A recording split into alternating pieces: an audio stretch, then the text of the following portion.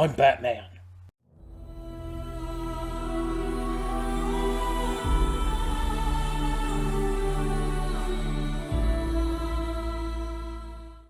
Hey everyone, welcome to Princess Gay. I'm your host Connie, and today we are here with my blind reaction to episode 2 of Batman, Caped Crusader.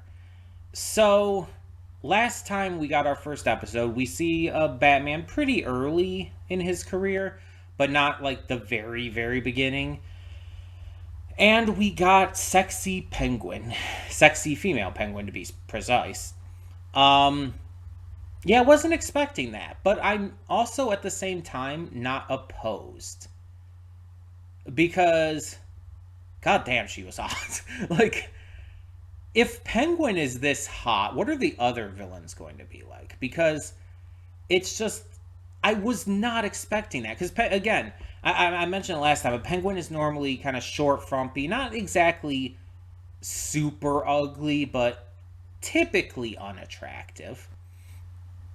Um, and they gender bent Penguin here, but also made her like super thick and hot. And it's like, even with the nose, it's like it doesn't take away anything from her being otherwise like really gorgeous. And it's like, okay, this was a decision you made. Um, so I know of like maybe one or two other villains in this. I don't know like all the other villains who are going to be in these 10 episodes. But what else are they going to do with this? Like they're if they like go into some really wild territory, this could be a really interesting series. I mean, more so than it already is, being a kind of spiritual successor to the original Batman the Animated Series. I'm really enjoying this. I like the tone. I like the style. I like how much darker it seems to be than the original animated series, which makes sense considering it's not on network television, but rather Amazon Prime. And let's be honest, Amazon Prime is known for kind of pushing the envelope with stuff like that. I mean, you have Has Been Hotel, you have Invincible, just for animated stuff, but you also have stuff like The Boys on Amazon Prime. It's like they're not afraid to push the envelope on stuff. And I really like that. So I'm hoping that this series continues to do so. I don't expect it to go to the level of something like those shows because it's still like a Batman series kind of meant for all ages, kind of. Um, but I definitely want to see more like explicit like murder and stuff because it's like that's part of the Batman universe, and it's like I want to see that represented here. I also like that the first episode gave us more of him as a detective because that's a thing that a lot of shows, a lot of the movies tend to like not focus on as much. And this was something I actually praised the Matt Reeves movie for, which Matt Reeves is part of this series. He's helping make this series, so it makes sense. Um, but the Matt Reeves movie is like one of the few Batman movies that really focuses on the world's greatest detective moniker and really showcases his ability to, you know, like detect, to act as, you know, a detective and examine crime scenes and put together clues and stuff. Like you get little bits and pieces of that in like the animated series or the Batman series or the other live action movies. You get little bits of that, but not enough, I feel. It more focuses on the action and the cool gadgets and stuff. And that's great. And it's great that they focus on a lot of the moral differences between Batman and his enemies and how that affects Gothamites and everything. That's great. All of that is stuff I want to see in Batman as well. But the detective stuff has always just taken a back seat. So when Matt Reeves introduced it in his movie, I loved that. And I thought it was a phenomenal choice that really worked in every conceivable way. And now that's being brought here as well. We're seeing that right away in the first episode. We see him using his detective skills. And yeah, we get to see some action as well, but that's almost a second note to the detective stuff in the first episode, and I really love that. We also get to see some other notable characters, Barbara Gordon and Commissioner Gordon. We see Alfred, of course. Just all these characters that are set up for the future. And we have Harvey Dent. He's probably going to become Two-Face during the series. I'm still unsure if we're going to have Barbara Gordon be Batgirl, because this Barbara Gordon's already an adult. She's a lawyer and everything. She's a lot more already self-sufficient and capable. Um, the idea was like brought up. I've heard actually multiple people bring this idea up about that she could, instead of just becoming Batgirl, could be Batwoman, and maybe like not work directly with Bruce right off the bat, but rather do her own thing, work independently of him at first. And I could see that. I could absolutely see that. Um, though she could still go by Batgirl. That could absolutely still happen. Just it just would be a different situation still. But we got like Harvey Bullock in there working for the bad guys, for the mob and all, which, not surprising. Like, they even pretty much blatantly say the only non-crooked cop is Gordon. So it's like it's very Batman the Animated Series in so many ways, but it's also unique. And I heard something that I didn't know, like, prior to watching this. So I heard that this is set in the 40s, I think it was. And I didn't know that going into this. Even watching the first episode, really nothing about it like clued me into that. Like, you could have told me that was set in the 90s still, and I would have believed you, because there was nothing in it that really screamed it had to be 40s. That could have easily been set in the 90s. And it's like, I didn't know that, but there are things that do work for that time period once you know it is set there. The way the performance is done, like at the Iceberg Lounge and stuff, the Batmobile's design, for example, is another one. And it's things that, again, could conceivably work if this was set in a different time period, but you also can see it for that time period. So yeah, I didn't know that. I think I found that out first through another reaction. I don't remember whose it was because I've seen a few reactions to the first episode. Um, but yeah, I know a few things about what's to come because from the original trailer, like I know about Harley Quinn. I don't know if Joker's in this though, because from what I know, Harley Quinn is just a completely like different version of the character in this.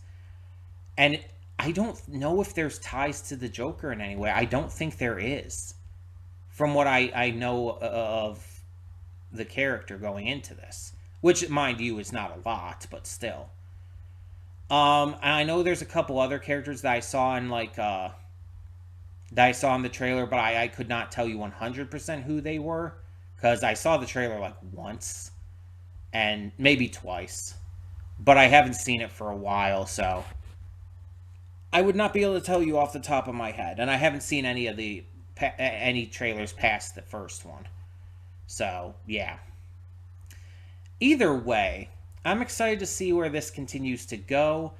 Just as a reminder, next week we are taking a break, but we will be still recording and uploading on Friday next week, and this is one of the shows we will be doing.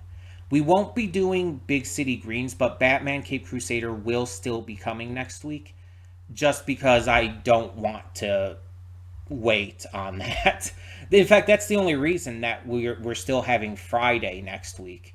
If it wasn't for Batman, I probably would have taken off Friday next week too, but yeah, that's kind of the reason why it's Monday through Thursday. So yeah, Um, let's get into this and see what this second episode of Batman Cape Crusader gives to us and if it can live up to the first. Cutting in here real quick to remind you that we have a lot of great content to check out on the channel.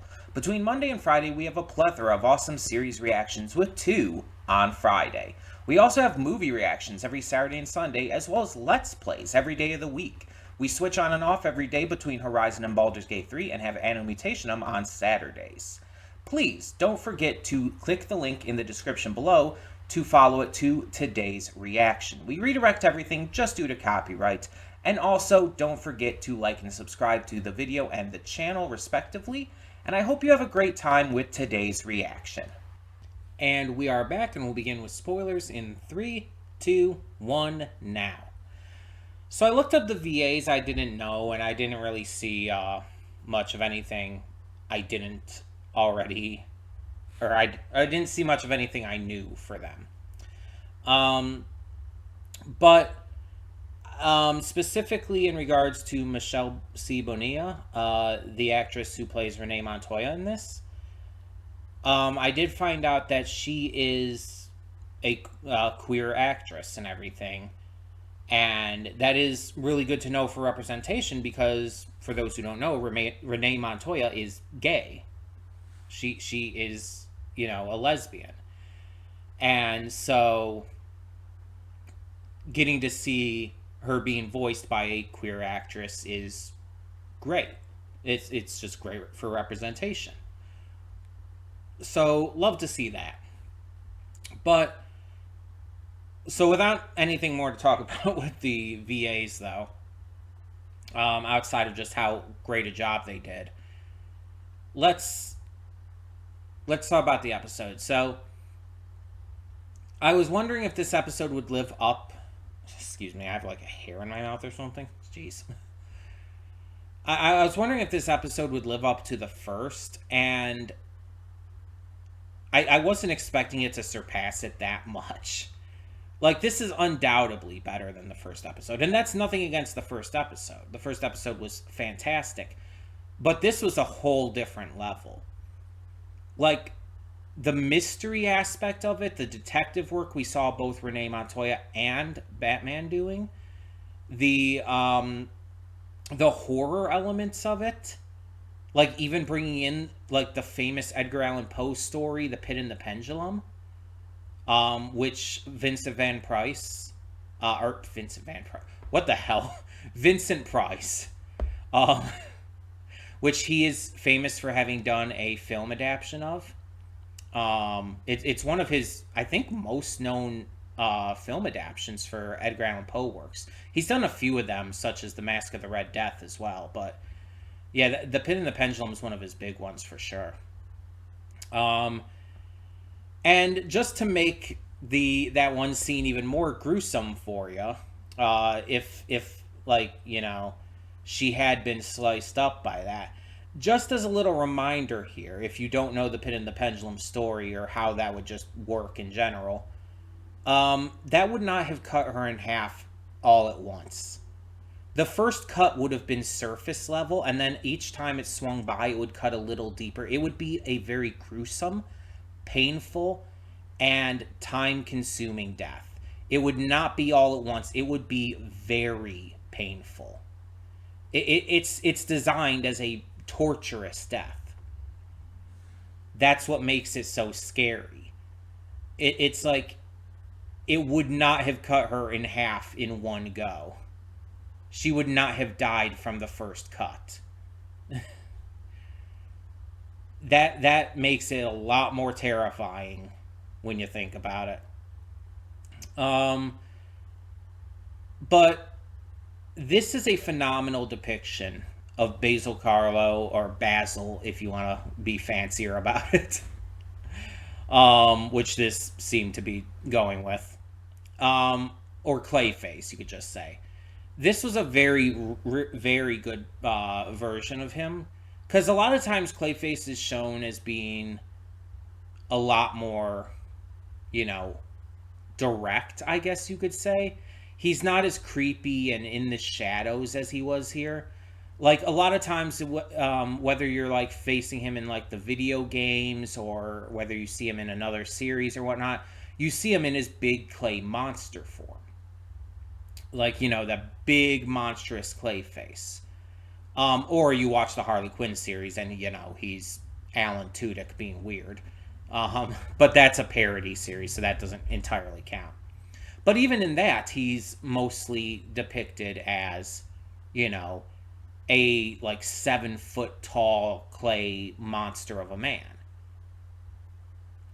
And I think in the Harley Quinn series it is Basil Carlo too, because the actor thing, like that's his thing. There's multiple clay faces, but I think the only one who's actually an actor is Basil Carlo.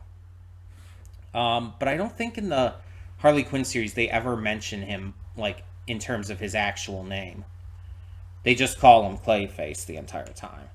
I think even he only refers to himself as such. But point is, he's usually shown as being like bigger and monstrous and everything. And in a lot of these depictions, like you'll get like the entire shape shifting aspect of things, but usually, like when he's actually Clayface, he's not like this kind of like classic old school like movie villain kind of guy. Like he almost has like a he honestly has a very Vincent Price like quality to him, which I really like.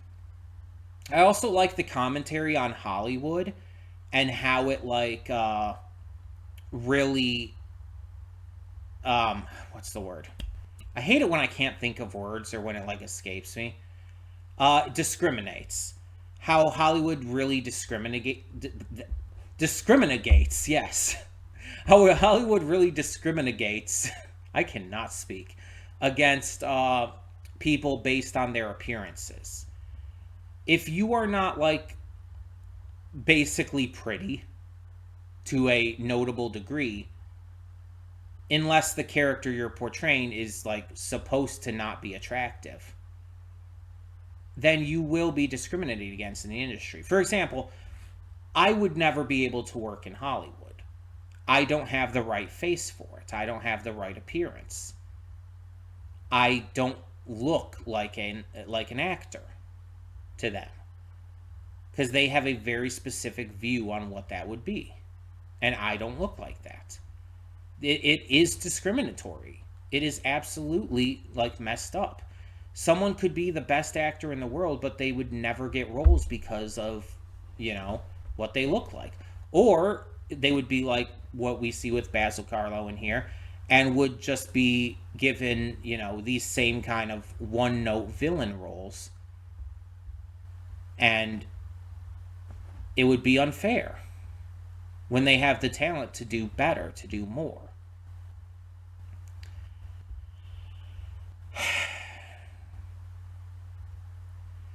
It sucks, and it's very realistic, and it's what leads him to become Clayface here. And apparently the one makeup artist who he worked with and eventually had a falling out with, but kind of came back together with before killing him, that's how he got his powers here. And I think his powers usually come from there's a couple different sources.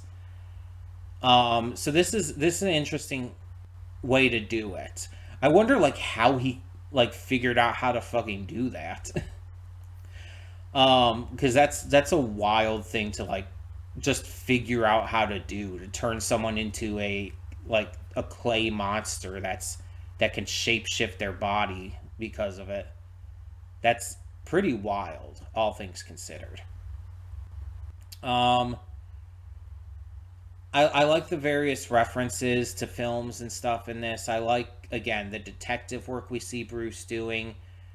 Like everything about this, it's just so good. It's paced well. The voice acting's excellent.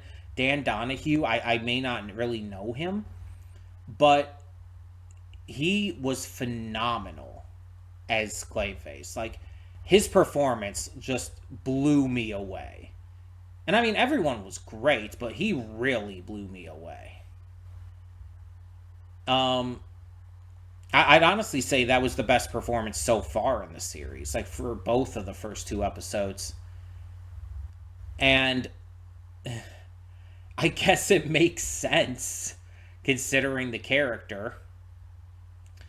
I really like the kind of like Vincent Price style horror theming they were going with. It really just works. And I also kind of I noticed at the end there, like this actress, let me, what was her name? I still have the credits up here. Um oh god, hold on. Let me mute this. Yvonne Francis? Yeah. Um she's like built up this entire episode to be like this darling actress, this great person. But like when you start to see at the end, you see her like when Carlo came up to her and everything, and he had like changed his face like to look nicer and all, and she's like, and he's like, now we can be together and everything, and she's like, ew, no, and that's before like the entire clay face thing is revealed. She's just like, ew, no. she's like, she's so rude. And then when she like starts calling him out while he's like doing his villain monologue and shit, and she starts like basically calling him a basic bitch and everything, it's like, oh my god, this lady is not as nice and friendly and just wonderful as we were led to believe. She's kind of savage, and like even at the end and everything, after she's let go and everything, she's just like not what we expected. And it's like, and I kind of like that because it's like everyone has this kind of grand view on celebrities and whatnot, and a lot of times they're not quite like that in real life. A lot of times they can be pretty bitchy and terrible. Not always, but a lot of times. There's definitely exceptions. But this lady was not one of them, for sure. So I like that they kind of showcase that here. That she didn't really live up to her perfect persona and everything. And it's like, she saw that like Basil had like changed his face, and like it came across as like, oh, he changed himself to be with her, and she's like kind of disgusted by that. And it's like, wow, okay, ma'am, you're not so great, are you? Not that she didn't deserve to die or anything like that, of course not. But, and speaking of that, there was a lot more death in this one than the first one. I mean, there was a lot of those caskets that Penguin dropped into the Gotham Bay in the first one, but like we saw a lot more dead bodies in this than we did in the first episode. Um, and it's like they're really going heavy on that. Plus, it's like even though they're not like showing like very specific things, like for example, with the guy who was electrocuted in the water by the fallen light, it didn't show his body like being fried and everything because obviously that would be a little too gruesome.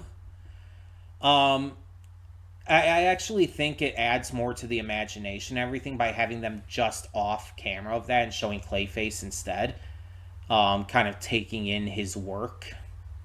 I think that actually works better and makes it maybe not as gruesome, but leaving it to the imagination makes it a little more intense and scary.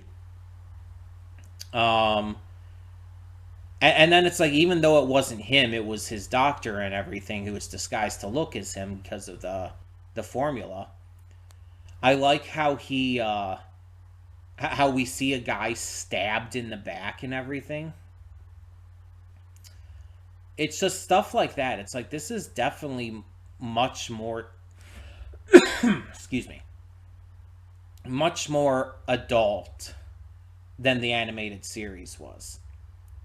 And I really like that. I really think that's the smart move to make. It's still very PG-13 in the way it's presented, but I think they still balanced it out and made it scary, which for this episode was a very good idea, because it very much fit the theming. So yeah, I'm just really impressed. I'm continuously really impressed by this. Um, and also, again, I mentioned this in the reaction, but I did not know that was Clayface when I saw him in the trailer, because he had the mask on and everything. It's like I thought it was like Scarecrow or something. Like the design, but I understand how it's Clayface now. I get it within context. It's just that having no context while watching that trailer, I didn't know. So it's like, okay, I was not expecting that, but cool, cool. I like how this episode did split the runtime between Renee Montoya and Bruce. How we got to see a good amount of both of them throughout the episode. And both plots were basically the same plot. So it wasn't even an A plot and a B plot. It was literally both of them together, just going through their own investigation of it all. I just think this is just exceptionally well handled. This is continuing to impress the shit out of me, and I can't wait to see more. But we will be waiting at least a week. We'll see you back again next week for the next episode. But in the meantime, tell me in the comments below what you thought of this one. What did you think of Basil Carlo, aka Clayface, in this interpretation? What did you think of Renee Montoya? Let me know all of that and more in the comments below. And for now, I'm Connie, and I'm signing off. See y'all next time.